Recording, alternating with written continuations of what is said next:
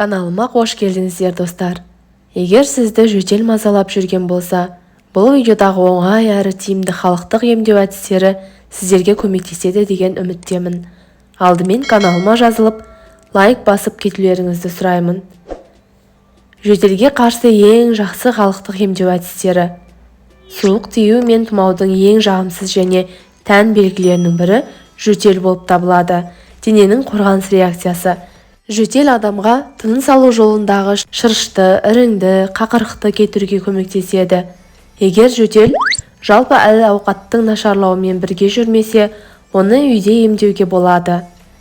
Егер адамда дене температурасының жоғарылауымен бірге жүретін жалпы әлсіздік болса, өзін-өзі емдеуді ұмытып, дәрігермен кеңесу керек. Бірінші әдіс. Сүт, пияз және сарымсақ үйдегі жөтелден құтылуға көмектеседі. Бір пияз бен 4-5 түйір сарымсақты майдалап турап, 500 мл сүтке қосып, 20 минут бай отта пісіру керек. Сүттегі көкөністер жұмсарғаннан кейін оттан сорпаны алып, оған бір ас қасық бал қосып, бәрін мұқият араластыру керек.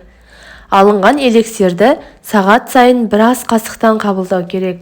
Егер бәрі дұрыс жасалса, кешке қарай қабыну азайып, құрғақ жөтел жұмсартылуы керек. Емдік қоспаны тоңазытқышта сақтаңыз және қолданар алдында оны жылытуды ұмытпаңыз. Жөтелге қарсы халықтық емдеудің келесі рецепті ең қарапайым және жылдам болып саналады. Оны дайындау үшін сізге бірдей мөлшерде пияз бен табиғи бал қажет. Айта кету керек, пияз қосылған бал иммунитетті тиімді түрде арттырады және ас қорытуды жақсартады. Қоспа фитоцидтерге бай және күшті вирусқа қарсы және бактерияға қарсы агент болып табылады. Дайындау үшін пиязды жуыңыз, қабығын ашып бөліктерге бөліп алыңыз. Су моншасында балды ерітіңіз. Пиязды майда үккіштен өткізіңіз және сүзгіш арқылы сөгін бөлек алыңыз. Пияз банкаға салып, бірдей мөлшерде, яғни пияз сөгі 2 ас қасық болса, балды да 2 ас қасық қосып, жақсылап араластыру керек.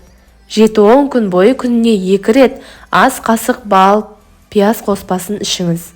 Мұны тамақтан кейін бірден жасаған дұрыс. Қоспаны тоңазытқышта сақтаңыз, бірақ қолданар алдында міндетті түрде жылытыңыз. 3-4 күннен кейін жөтеліңіздің ізі қалмайды. Үйде қолдануға арналған жөтелге қарсы тағы бір тиімді құрал тек сарымсақ пен балдан жасалған. Сарымсақты майдалап турап, кастрюльге салып, бір ас қасық бал қосып, бұл қоспаны түні бойы тұндырып қойыңыз. Содан кейін күніне 2 рет бір ас қасықтан қабылдаңыз. Сіздермен бөліскім келген осылар еді достар. Ем болсын, ауырмаңыздар. Келесі видеоға дейін аман сау жүріңіздер.